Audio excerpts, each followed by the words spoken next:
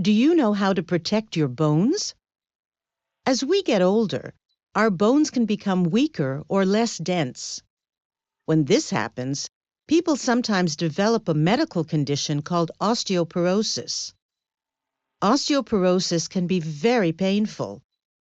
It can also have serious health consequences. Bones in people with osteoporosis break easily. Other symptoms may include back pain and bad posture. Some of the factors that increase your chances of getting osteoporosis are out of your control, like your genes, your sex, your ethnicity, and your age. Osteoporosis is often hereditary. If someone in your family had osteoporosis, you are at risk too. You are also more likely to get it if you are a woman or Asian, and the risk increases as you get older. But there are things you can do to protect yourself from this condition. Lifestyle can have a very positive impact on bone health. Research has shown that specific kinds of exercise help to prevent osteoporosis. Lifting weights makes your bones stronger. Walking and running help too. Yoga can improve your balance so that you don't fall and break your bones. Diet can also have an impact. Experts recommend eating foods that are rich in calcium, like dairy products, sardines, almonds, and green vegetables. Calcium helps the body build bone. This protects you against osteoporosis. They also recommend spending time in the sun. You get vitamin D from sunlight. This helps your body absorb calcium. Finally, you should avoid smoking. Studies have shown that smoking increases the risk of breaking a bone. It's never too early or too late to start thinking about bone health. According to experts, children can protect themselves from getting osteoporosis later in life by eating right and exercising. Several studies have also shown that your bones benefit from a change to a healthy lifestyle even if you are older. You may not have any control over your genes, but you can definitely control your lifestyle. So, don't put your bones in danger. Eat right, spend time outdoors, and exercise. All these activities will keep your bones healthy and strong. Being your own boss. I used to be a cook in a restaurant. I liked my job, but I had to be at the restaurant from 2 p.m. until midnight every day, and that was a big problem for me. I have 2 children, and I take care of my elderly mother. They needed me at home, and I couldn't be there. So 3 years ago, I decided to quit my job and open a catering business in my home. I became self-employed, and for me, that was a great career decision. At first, I was nervous about my choice. When you start a business, you're taking a risk. You don't receive a regular salary from a company. Instead, clients hire you directly.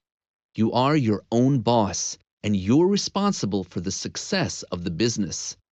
You don't have as much job security as when you're working for someone else, so it can also be more stressful. I was able to take the plunge because my wife has a good job, and we had some savings in the bank. I remember a year when the profits of the company I worked for increased by 20%. My pay didn't go up at all. But if your business is successful, all your hard work pays off. When you make a profit, it goes directly into your bank account. It took some time, but today I earn a lot more than I did when I was an employee. Today, I tell people I shouldn't have waited so long to open my own business. Owning a business also gives you a lot of freedom. You get to decide where, how, and when you work. I work at home and can organize my day however I want. Last month, I took time off to go to my son's baseball games. I couldn't have done that in a regular job. I like the fact that I didn't need anyone's permission to change my schedule. When you own a business, you don't get trapped in a dead-end job. Whenever your work starts to get boring, you can create new challenges for yourself. For example, I've been teaching myself how to build a website so I can advertise my catering business. I highly recommend becoming self-employed. Be your own boss. You won't regret it. Soft skills for career success. Nurses know how to treat patients.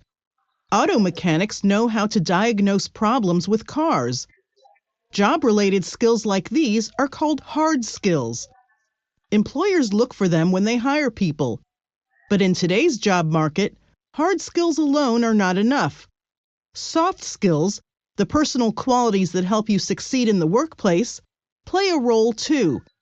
In fact, many employers have actually started caring more about soft skills than hard skills. In order to succeed in your career these days, you need to have good soft skills. Why are soft skills so important? To answer this question, let's take a closer look at two of the most valuable soft skills. Communication and problem-solving skills are essential in almost every profession. When asked to rank soft skills, managers have been putting them at the top of the list. This is not surprising since they contribute to a successful workplace. In most workplaces, employees use communication skills every day. They have to request information, discuss problems, and get along with coworkers, customers, or clients. People who can't do these things have problems on the job. Communication isn't just about talking. It's also about listening.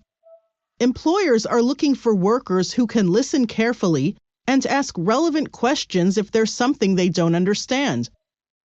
Employees who don't follow instructions waste time.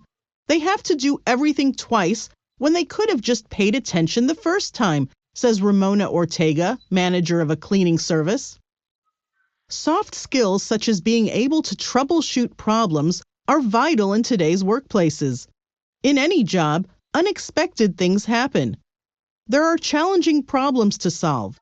If these problems aren't resolved quickly, they can cause a lot of damage in the workplace. When something goes wrong at work, employers want workers to stay calm. Workers who panic or complain can make the situation worse, says Ed Price, a restaurant manager. Instead, workers should look for solutions and share them with the manager. Employers especially appreciate workers who are proactive and don't just wait for problems to happen. Instead, they anticipate problems and take steps in advance to prevent them. In the past, many job seekers concentrated only on developing their hard skills. To get and keep a desirable position in today's job market, however, it's essential to develop soft skills as well. Internet crime. Sonia Delgado, a 64-year-old woman from San Diego, California, read the subject line in the email and smiled. She was so happy someone had remembered her birthday. But when she clicked the link in the email, her computer suddenly crashed. She called her grandson to ask him for help. He told her that she had downloaded malware, a harmful computer file. He explained that a scammer had sent the email and that the malware had damaged her computer. Like many older people, Sonia had become a victim of an internet crime. There are many types of internet crimes that can harm people and computers. For example, phishing scams are extremely widespread. In a typical phishing scam, the cybercriminal tries to get your personal information. You receive an email from an organization, such as a bank. You know and trust the organization, so you follow the instructions in the email. They tell you to click a link and enter personal information like your credit card number. When you do, criminals get their hands on it. People lost $5.2 billion to phishing scams from 2013 to 2016. Another common internet crime involves scareware. This is when a cybercriminal attempts to scare you into installing a computer program. You receive a message such as, "You have been infected with a virus. Download X right now to protect your computer." The problem is that the program is actually malware. People are even tricked into purchasing the harmful program. This gives the criminal access to their credit card information. Finally, there are the social media scams.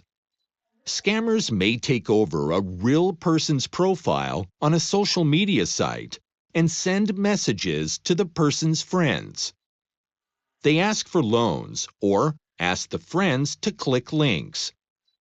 Victims of these scams believe it's their friend, so they often agree.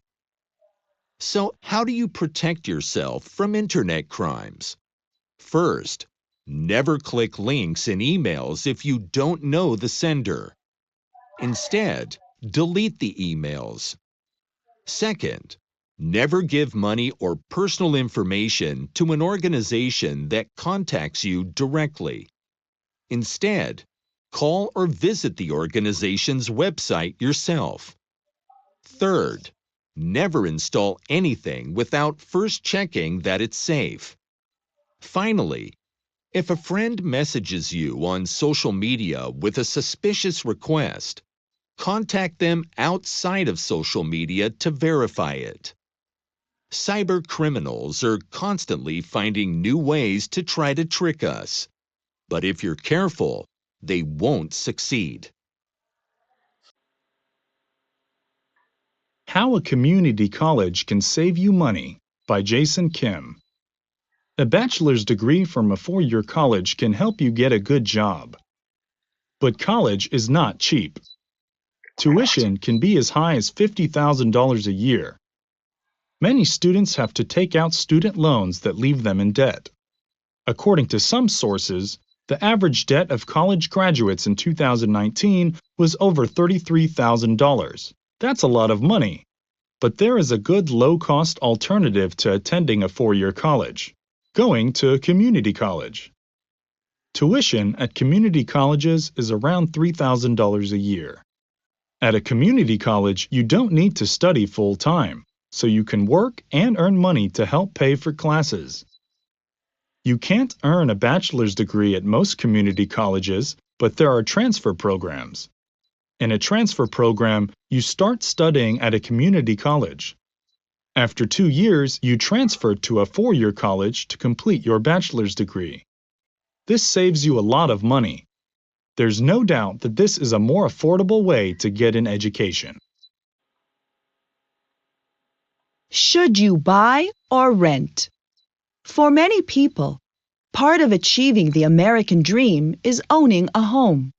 But in recent years, more and more people have been renting instead of buying a home. What explains this trend? What are the advantages and disadvantages of buying versus renting a home? Purchasing a home is one of the biggest financial decisions people make. Many Americans take the plunge because home ownership has many advantages. When you make payments on your home, you are gradually acquiring an asset. This will never happen when you are just paying rent. In addition, when you own a home, you and your family have more stability. Renters often have to move because landlords raise the rent. Homeowners don't have this problem. However, owning a home can also be risky. A home is only a good investment if its value increases. This doesn't always happen. In the early 2000s, housing prices rose dramatically. Prices can't go down, people said, until they did. In 2008, housing prices crashed and millions of Americans lost money. Purchasing a home is also a major expense. It requires a down payment, and most people have to take out a mortgage. When you borrow money from a bank, you have to make payments every month with interest. If you don't make those payments, the bank can take your home. If you have to get repairs done, you need to pay those bills too. In fact, living in your own home sometimes costs more than paying rent every month. For all these reasons, renting can seem like the smarter decision. You have fewer responsibilities and much more flexibility. You are not in charge of maintenance or repairs. When you rent, you just call the landlord if something breaks. If you need to relocate for work, you can easily move. If you can't pay the rent, you can find a cheaper place to live. Interestingly, surveys show that renters still want to eventually become homeowners despite the risks. It seems that the American dream of owning a home is still alive and well.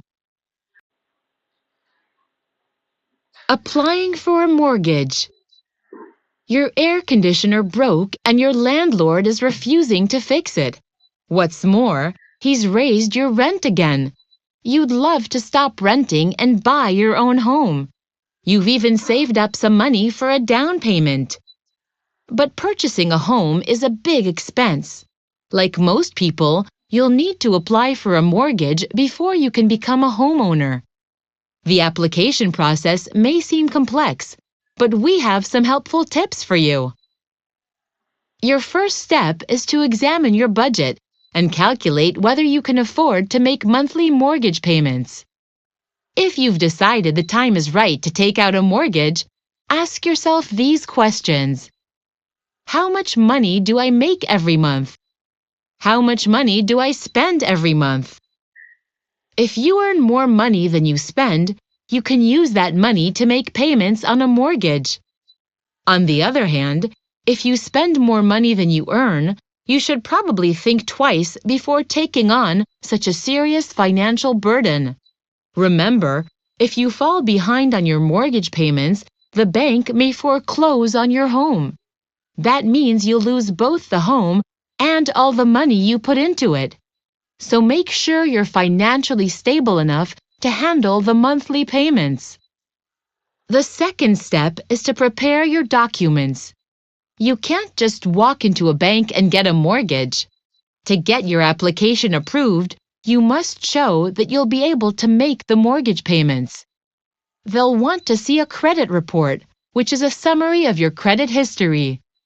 You should also gather pay stubs and any other documents that give information about your financial status. The third step is choosing your lender and applying for a mortgage. Most buyers apply for a mortgage with several lenders. Consider applying with local banks, national banks, and online lenders. If you're a qualified applicant, the banks or lenders should approve your mortgage.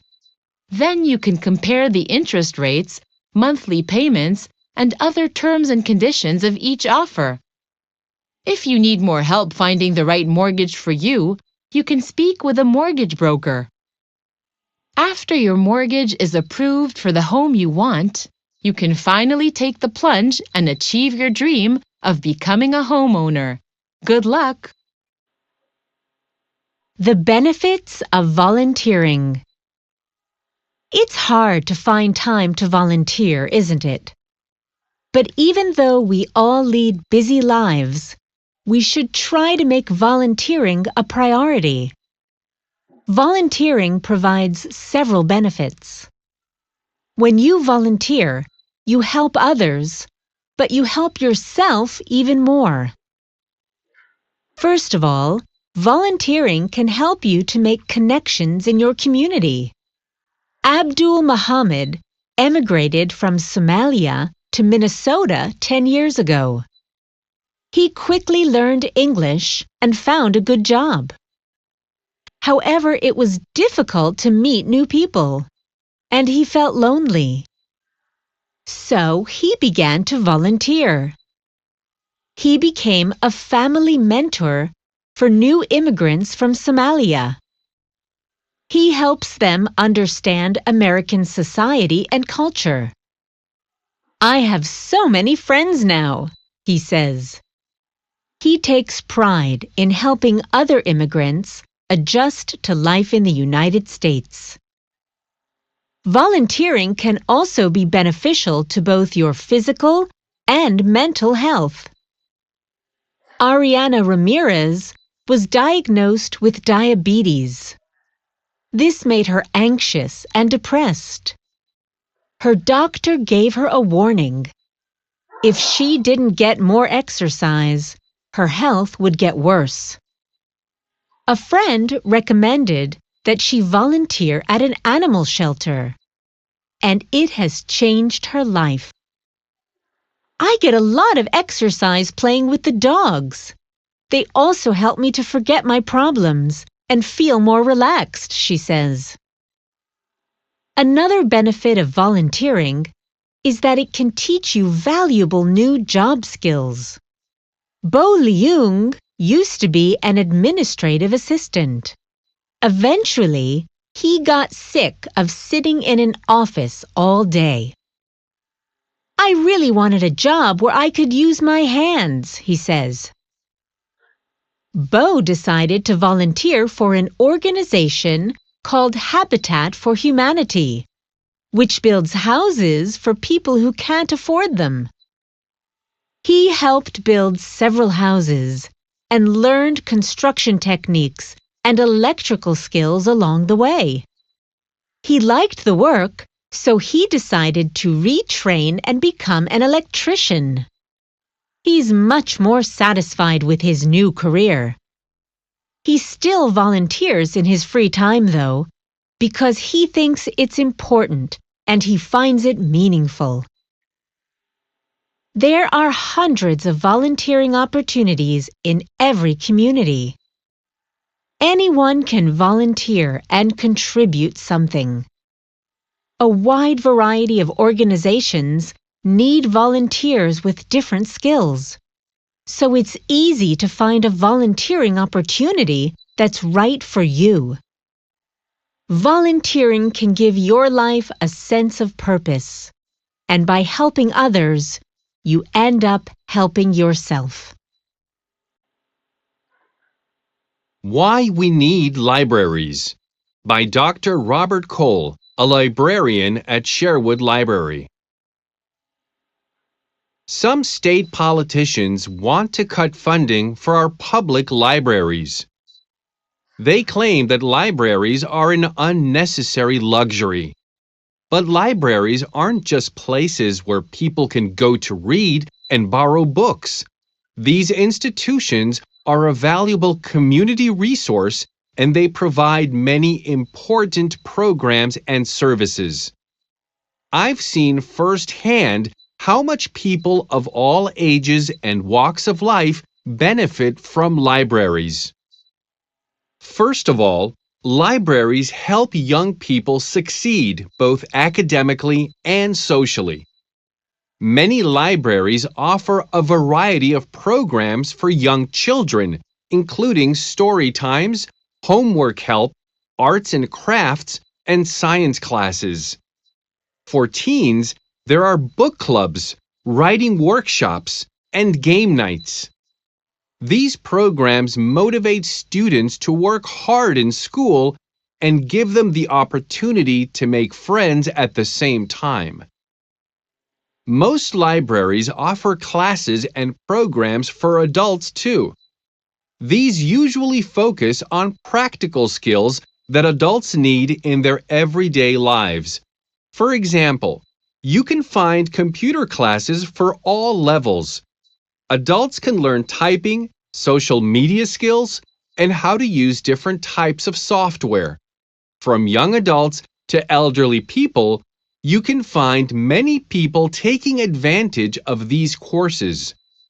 There are also professional workshops to help people find jobs and advance their careers. Many new immigrants have said that library classes help them to adjust to life in the U.S. They especially appreciate the English and citizenship classes. Finally, libraries build bridges between people from diverse backgrounds and create a sense of community. You can attend multicultural concerts, movie nights, and art exhibits. All are welcome to come and learn about traditions from all over the world. Some libraries even have cooking events where people make food that represents their culture. The best feature of all of these programs, in my opinion, is that they're free. Sounds too good to be true, doesn't it? But the library is one of the few places left in our society where people can get help when they can't afford to pay for it. If libraries didn't exist, these people would have nowhere to go. There are many good reasons why state governments shouldn't cut funding for local libraries. I would never want to live in a town if it didn't have a public library. Would you? The United States government. 3 branches of government. The Founding Fathers wrote the Constitution of the United States in 1787. In this document, they explained how the U.S. government would work. They divided the American government into 3 branches, which still exist today. The 3 branches of government have different responsibilities. The legislative branch is Congress, the Senate, and the House of Representatives. This branch makes laws. The job of the executive branch is to carry out and enforce the laws. It is led by the President of the United States. The Vice President and the Cabinet support the President, and the President consults with them when making important decisions. Finally, the judicial branch includes the Supreme Court and its 9 justices, as well as other federal courts. The courts hear cases and interpret laws. Checks and balances. Each branch of government has power, but no branch has more power than the others. Each branch can limit the actions of the others. This is called the system of checks and balances. How does this system work? For example, Congress has the power to pass a law, but the President has the power to veto it. The President can limit the power of the courts by pardoning someone who has committed a crime. The President also has the power to nominate the justices on the Supreme Court. However, these justices are approved, or not approved, by Congress. Finally, the Supreme Court has the power to interpret laws and decide if a law doesn't follow the Constitution. Does the system of checks and balances work? In general, the system of checks and balances works well. It is doing what the Founding Fathers wanted it to do. It was created to keep any one branch of government from having too much power, and it has succeeded. Checks and balances. One example. In 1918, at the end of World War I, President Woodrow Wilson decided that the United States would join the League of Nations. This organization was formed to prevent future wars. But most Americans didn't want to join. So Congress refused to approve the president's decision, and the U.S. did not join the League.